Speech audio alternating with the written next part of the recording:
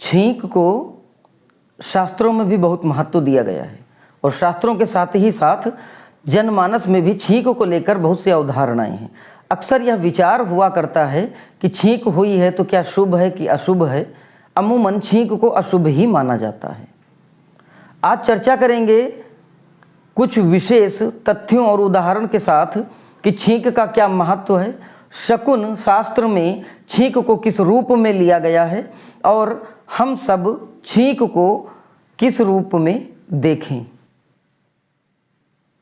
नमस्कार, रुद्राष्ट्र विज्ञान में आप लोगों का बहुत बहुत स्वागत, अभिनंदन है। जिस प्रकार 10 दिशाएं मानी गई हैं, प्रमुखतः यह दिशाएं 4 हैं, लेकिन अगर सारी दिशाओं की बात करें तो वह 10 हैं और हर दिशा का एक अलग ऊर्जा का केंद्र है। हर दिशा से आने वाली जो ऊर्जा है उसका एक अलग प्रकार है। तो यह भी सच है कि उस दिशा से जो भी घटनाक्रम बनेगा उसका भी प्रभाव अलग होगा।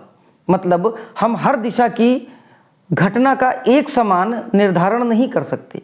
छींक के मामले में भी कुछ ऐसी ही अवधारणाएं हैं। हर प्रकार की जो छींक है वह अशुभ नहीं होती, कुछ विशेष कारण होते हैं। पहले हम यह समझते हैं कि क्या क्या उल्लेख हुआ है हमारे पुराने ग्रंथों और शास्त्रों में। रामचरितमानस में भी छींक के संबंध में उल्लेख मिलता है लक्ष्मण जी और निषाद राज जी के बीच में। और एक उदाहरण से भी समझते हैं कि भोजने शयने दाने आसने वामे पृष्ठे युद्धे औषध सेवने अध्ययने बीजवापे आयशु शुभा। मतलब आसन, शयन, शौच, दान, भोजन, औषधि को लेते समय, विद्यारंभ करते समय, बीज का रोपण करते समय, युद्ध या विवाह के लिए जाते समय बाईं तरफ से या पीछे की तरफ से अगर कोई छींकता है तो ऐसी छींक शुभ मानी गई है। दूसरा, ऐसा नहीं है कि केवल भारतीय परंपरा में ही छींक के ऊपर विचार हुआ है, और भी बहुत सी परंपराएं हैं जहां पर भी छींक के संबंध में अलग अलग विचार किए जाते हैं। जमैका के लोग छींक आने पर ऐसा मानते हैं कि कोई उनकी बुराई कर रहा है। एक जगह है जमैका, वहाँ के निवासियों की ऐसी अवधारणा है कि अगर कोई छींक आ जाए तो उनको लगता है कि कोई उनकी बुराई कर रहा है। या ठीक इसी प्रकार है जैसे भारतीय जनमानस में अगर किसी को हिचकी आ रही हो तो वह यह मानते हैं कि कोई उनको याद कर रहा है। ब्रिटेन में कोष्ठा नाम की एक जाति है, वह लोग भी छींक को बहुत अधिक महत्व देते हैं और उससे अपने शकुन और अपशकुन का विचार करते हैं। ब्रिटेन जैसी हाईटेक कंट्री के लोग, जर्मन लोग जब सफर में निकलते हैं उस समय अगर कोई छींक दे तो वो ऐसी छींकों को शुभ मानकर अपनी यात्रा को कंटिन्यू कर देते हैं। समझने वाली बात यह है कि देखिए, छींक और भी हमारी सामान्य शरीर की क्रियाओं की तरह ही है, सामान्य रूप में अगर लें तो। लेकिन छींक एग्जैक्टली हम समझें कि क्या है। छींक हमारे शरीर से बाहर निकलने वाली एक ऊर्जा है। किन्हीं कारणों से, इसे मेडिकल साइंस कहता है कि तमाम फैक्टर होते हैं, सर्दी लग जाए, जुकाम लग जाए, किसी तरह के फ्लू से आप प्रभावित हों, या फिर नाक पे कोई ऐसा कोई किसी तरीके का कोई चोट या उस तरह का कुछ धक्का लग जाए, या फिर आपकी नाक में कोई ऐसी चीज़ आ जाए, या आपको किसी चीज़ से एलर्जी हो, तो इस तरीके की चीज़। लेकिन ये सारी चीज़ें इंगित तो एक ही चीज़ की ओर कर रही हैं, और वो यह कि शरीर को जब भी लगता है कि कोई चीज़ एंट्री कर गई है जो कि उसके लिए हितकारी नहीं है, तो वह छींक के माध्यम से भी उन चीज़ों को बाहर करता है। जैसे कि और भी तमाम व्यवस्थाएं, हमारे जैविक व्यवस्थाएं हैं जिनके माध्यम से वह टॉक्सिसिटी, जितने भी जहरीले पदार्थ हैं वो उनको बाहर करता है, या जो अपशिष्ट होते हैं जो किसी प्रकार शरीर के लिए उपयोगी नहीं होते हैं वो उनको बाहर करता है। उसी प्रकार शरीर अपने सुरक्षा सिस्टम के लिए छींक का भी एक माध्यम बनाता है। इस माध्यम से भी वह किसी चीज़ को बाहर फेंकने की कोशिश करता है। यही तो है छींक। पुराने ज़माने में मनीषियों ने, ऋषियों ने बहुत लंबे समय तक रिसर्च किया, विचार किया कि कौन से जानवर के बोलने से, किधर से बोलने से क्या फल निकल के आता है, किस प्रकार कौन से जानवर के, किस पक्षी के बोलने से, रोने से क्या रिजल्ट आ रहे हैं, यह सब शकुन विचार में उन्होंने उल्लेख किया। तो छींक भी उसी के अंतर्गत आती। उन्होंने नोटिस किया कि कहीं ना कहीं छींक का भी प्रभाव मनुष्य के ऊपर पड़ रहा है, और इसी कारण उन्होंने इन सब चीज़ों की अवधारणाओं को जन्म दिया जो कि सही हैं। अब थोड़ा सा और समझते हैं विस्तार से इस छींक के मामले को। देखिए, अगर छींक कई बार आ रही है तो इसका मतलब कि यह शुभ है और आप जो काम करने जा रहे हैं वह बाधा नहीं आएगी। बार बार छींक आ गई है तो अगर बाईं तरफ से केवल एक बार छींक की आवाज़ आए और यात्रा के लिए अगर आप जा रहे हैं तो यात्रा को संभव हो तो यात्रा को अपने आप टाल दें या कुछ समय के लिए जरूर रोक दें। यदि कोई विद्वान व्यक्ति हो तो एक बार फिर से मुहूर्त जरूर निकलवा लें। छोटी छोटी चीज़ों का बहुत बड़ा बड़ा प्रभाव देखा गया है। किसी रोगी के अगर दवा खाते समय छींक आ जाए, रोगी को, कोई रोगी औषधि का सेवन कर रहा है और उस समय अगर उसके छींक आ जाती है तो यह जान लीजिए कि एक बहुत बड़ा संकेत है कि जल्दी ही उसकी बीमारी छूट जाएगी और वह व्यक्ति स्वस्थ हो जाएगा। यह है छींक का प्रभाव।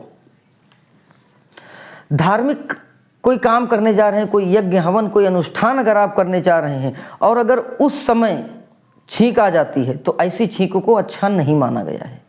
यदि संभव हो तो दोबारा कोई मुहूर्त निकाल के और फिर आप अपने उस अनुष्ठान को करें तो उस अनुष्ठान का जो उद्देश्य होगा वह पूर्ण हो जाएगा, अन्यथा उस उद्देश्य में बाधा आ जाएगी। यह भी शकुन और अपशकुन के अंतर्गत आता है।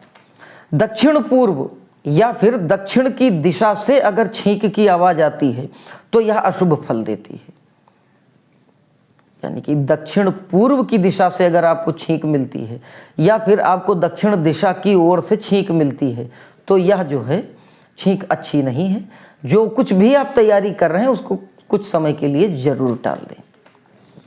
उत्तर पश्चिम से, उत्तर और पश्चिम की दिशा से अगर छींक की आवाज आए तो यह एक बहुत बड़ा शुभ संकेत माना जाता है धन प्राप्ति के मामले में। मतलब आप अगर किसी फाइनेंशियल मैटर से बाहर जा रहे हैं या आप किसी दूसरे कोई पैसे के किसी गोल को अचीव करने जा रहे हैं और अगर उत्तर पश्चिम की ओर से अगर आपको कोई छींक मिल गई तो जान लीजिए कि यह एक बल मिल रहा है आपके उस कार्य को सफलतापूर्वक संपन्न होने के लिए। यह एक इंडिकेशन है, यह एक संकेत है। पूरब उत्तर से भी अगर छींक आती है तो यह एक शुभ संकेत है कि घर में आपके कोई शुभ काम होने की तैयारी में है। यूनिवर्स भी मैसेज देता है, हम उसको डिकोड कर पाएं तो ये भी एक कोडिंग है। हमारे ऋषियों और मनीषियों ने इस कोडिंग को अच्छे से परखा, समझा और उसके बाद उसको शास्त्र का रूप दे दिया। शमशान है या किसी दुर्घटना की जगह है, अगर इस जगह पर किसी को कोई छींक मिल गई है तो ऐसी छींक को शुभ कहा गया है। इस प्रकार की छींक जो है वह शुभ कही गई है, खराब नहीं कही गई है। अब आप समझिए कि छींक क्या है। छींक शरीर स्वयं अंदर से किसी चीज को रिजेक्ट कर रहा है, बाहर जो है फेंकने की कोशिश कर रहा है। तो कहीं ना कहीं वह एक जो प्रतिक्रिया है वह उस शरीर पे प्रभावी है। इसका एक बड़ा रोल है उस शरीर और उस जीवात्मा के साथ। शरीर उसको एक्सेप्ट नहीं कर रहा। जिस प्रकार हम कोई खराब चीज़ अगर खा लें तो हमारी जो प्रतिरोधकता है, वो जो इम्यूनिटी है हमारी, वह उसको रिजेक्ट करती, वह उसको बाहर की ओर फेंकती है कि नहीं ये चीज़ बेकार, इसको बाहर करो किसी भी रूप में। उसी प्रकार हमारी छींक भी अपना फल शुभ और अशुभ रूप में देती है। अगर हम इन संकेतों को थोड़ा सा ध्यान में रखते हुए अपने किसी कार्य निर्धारण या अपने किसी अभीष्ट कार्य की सिद्धि के लिए तैयारी कर रहे हैं तो यह संकेत हमें बहुत अच्छा गाइड कर सकते हैं। और यह संकेत ही नहीं, जितने भी संकेत बताए गए हैं जिनको लोगों ने अंधविश्वास कहा, दकियानूसी बातें कही, यह सब चीज़ें प्रभावी हैं। लेकिन होता क्या है, मान लीजिए कि कोई एक व्यक्ति जो पूरी तरह स्वस्थ है वह अगर दही खाता है या मूली जैसी ठंडी चीज़ों का सेवन करता है तो हो सकता है कि उसके शरीर पर उसका प्रभाव दिखे, लेकिन चूंकि वो पूर्णतया स्वस्थ है इसलिए उतना अधिक प्रभाव नहीं दिखेगा कि वह उसके प्रभाव को देख और समझ पाए। लेकिन अगर कोई व्यक्ति बीमार है और बीमार व्यक्ति अगर इस तरीके की पदार्थों का सेवन कर ले जो कि ठंडे हों, बुखार है अगर किसी को और ठंडे पदार्थों का सेवन कर ले, तो उसकी बीमारी इतनी बढ़ जाएगी कि वह उसको महसूस करेगा कि इस चीज़ को खाने के बाद उसको या असुविधा या दिक्कत या परेशानी हुई। तो इसी तरह से ये जो छोटे छोटे संकेत हम अपने दैनिक जीवन में नोटिस करते हैं, या विशेष रूप से प्रभावशाली तब दिखते हैं जब किसी व्यक्ति की अशुभ महादशा चल रही हो या फिर कोई खराब ग्रह का कोई उसकी में गोचर चल रहा हो। तो इन सब चीज़ों का प्रभाव विशेष रूप से देखा गया है। लेकिन यह चीज़ें अगर आप ध्यान में रखते हैं, अगर इन सब चीज़ों को आप नोटिस करके चलते हैं, तो यह कोई अंधविश्वास नहीं है। यकीन मानिए कि अगर प्रॉपरली शास्त्रों के बनाए हुए नियमों को कोई फॉलो करता है तो वह एक लंबी और सुंदर और सरल जिंदगी जिएगा। अमल करके देखिए। जितने भी लोग कहते हैं कि अंधविश्वास है, ज्योतिष अंधविश्वास है, हस्तरेखा अंधविश्वास है, हम किसी भी बात को नकार तब सकते हैं जब हम उस विषय की जानकार हों। अगर आज कोई यह कह दे कि जैसे रॉकेट साइंस कह दे अंधविश्वास है, हमें जानकारी नहीं, हम कैसे कह सकते हैं अंधविश्वास है? हम मेडिकल साइंस को कैसे कह सकते हैं कि अंधविश्वास है? जबकि जरूरी नहीं है कि किसी एक डॉक्टर के पास कोई व्यक्ति गया हो वह ठीक हो ही जाए, उसकी बीमारी चली ही जाए, कोई जरूरी नहीं है। लेकिन अगर हमें जानकारी नहीं तो हम नहीं कह सकते हैं कि यह जो मेडिकल थेरेपी है एक अंधविश्वास है।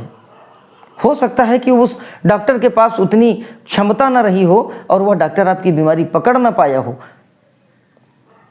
हर विषय की अपनी कुछ सीमाएं हैं, लेकिन हम जिस विषय के बारे में जानकारी नहीं रखते हैं, पहले हम उस विषय की जानकारी रखें, उस चीज़ को प्रयोग में, अमल में उन चीज़ों को हम लेके आएँ। उसके बाद अगर हमें फल नहीं मिलता तो हम उस पर प्रश्न चिन्ह जरूर लगा सकते हैं, लेकिन हम उसको नकार नहीं सकते हैं। कोई भी चीज़ हजारों सालों से चलती हुई अगर चली आई है तो कहीं ना कहीं उसमें सच्चाई थी। हजारों साल पुराना ज्योतिष शास्त्र है, हजारों साल पुराने ये सारी व्यवस्थाएं हैं, शकुन अपशकुन ये सब हजारों साल पुराने हैं। रामायण जैसे महाग्रंथ में भी, रामायण रामचरितमानस जैसे पवित्र ग्रंथ में भी इन सब छींक का विचार उल्लेख है बराबर। और वो लोग निश्चित ही हम आज के मनुष्यों से बहुत ज़्यादा समझदार और जागरूक लोग थे। इन्हीं विचारों के साथ अपने इस वीडियो को मैं विराम देता हूँ। मैं आशा और अपेक्षा रखता हूँ आप लोगों से कि आप लोग इस वीडियो के उद्देश्य तक जरूर पहुँचे होंगे। इसलिए आप सब लोगों का यह नैतिक कर्तव्य भी है कि इन सब बातों को आप आम जनमानस तक जरूर पहुँचाएँ। और जो लोग इन्हें रूढ़िवादी अंधविश्वास जैसी बातों को बताने वाले लोग हैं, उनकी आप लोग आंखें खोलें और रुद्र एस्ट्रो विज्ञान के इस चैनल के इस उद्देश्य को सफल बनाएं। अपने इस धर्म कर्म के जो कार्य हैं इनको आगे बढ़ाते हुए एक अच्छे और नेक और पुण्य काम में अपना सहयोग दें। इन्हीं विचारों के साथ आप सभी लोगों से जय महाकाल।